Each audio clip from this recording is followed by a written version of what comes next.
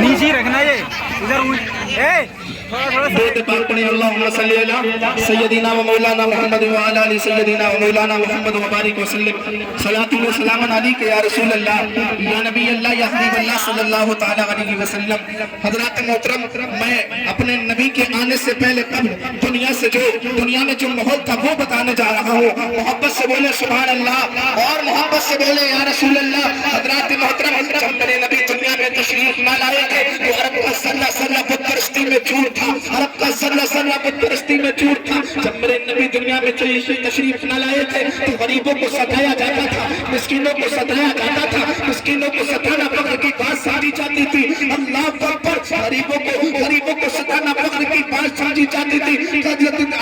عرب کا حال تو یہ تھا، زنا عام ہو چکا تھا، شراب نوشی عام ہو چکی تھی، پتہ بازی عام تھی، زنا بازی عام تھی، تمام عیاشیوں کا اڈا حرم میں پایا جاتا تھا۔ میرے نبی دنیا میں تشریف نہ لائے تھے تو عرب میں فقیروں اور غریبوں میں فقر سمجھا جاتا تھا، غریبوں میں امیروں میں فقر سمجھا جاتا تھا۔ یہاں تک کہ نہیں، کعبۃ اللہ میں 360 فٹ ہوا کرتے تھے۔ اللہ اکبر، اگر کسی کے پاس جوتی نہ ہوا کرتی تھی تو وہ اپنی بیوی کو گروی رکھ کر جوتی خریدا کرتا تھا اور انہیں پہنا کرتا تھا۔ اگر کسی مرد کی بیوی مر جاتی، اگر کسی بیوی کا مرد مر جاتا، اللہ اکبر، تو اسے دوران عدت ڈھانپ کر کپڑے پہنائے جاتے تھے اور کہا جاتا تھا یہ بڑی بدبخت عورت ہے جس نے اپنے شوہر کو کھا لیا ہے، جس نے اپنے شوہر کو زندہ نکل لیا ہے۔ اللہ اکبر، ایسے پرفتن طور پہ وہ عورت اپنے رب سے دعا کرتی تھی، مولا کوئی ایسا رہبر اعظم بھیج دے جو ہماری ہدایت کر سکے،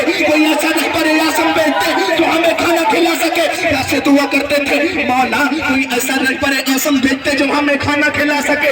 ایسے دعا کرتے تھے، بھوکے دعا کرتے تھے، مولا کوئی ایسا رہبر اعظم بھیج دے جو ہمیں کھانا کھلا سکے۔ حضرات محترم، میرے نبی کے قبل آنے سے پہلے، میرے نبی کے آنے سے پہلے اللہ پر بیٹیوں کو زندہ ذبح کر دیا جاتا تھا۔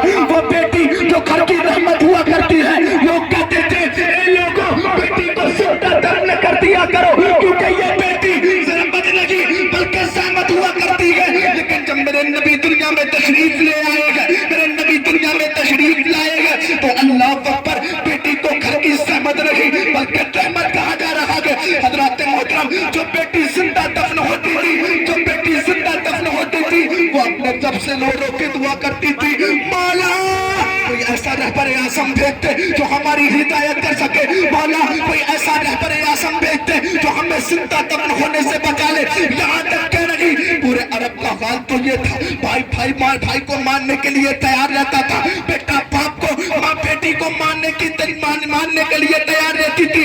یہاں تک کہ نہیں، شاید تو یوں کہتا ہے انصاف لٹ چکا تھا، ایمان مٹ چکا تھا، مفلس کی تھی مصیبت، کمزور پٹ رہا تھا۔ ایسے بھیانک وقت میں، ایسے بھیانک موقع پر، ایسے بھیانک دور میں ضرورت تھی تاجدار اعظم کی، ضرورت تھی مالک و مختار کی، ضرورت تھی نبیوں کے امام کی، ضرورت تھی رسولوں کے امام کی۔ آخرکار کفر پر ایک دن مشیت کو جلالا ہی گیا، میرے آقا کی ولادت کا سوال ہی گیا۔ لے آئے میرے نبی دنیا میں تشریف، جب میرے نبی دنیا میں تشریف لے آئے ہیں، اللہ اکبر، تو غریبوں کو ستانا بند ہو گیا ہے، مسکینوں کو ستانا بند ہو گیا ہے، اب فقیروں کو کھانا کھلایا جا رہا ہے، اب پیاسوں کو پانی پلایا جا رہا ہے۔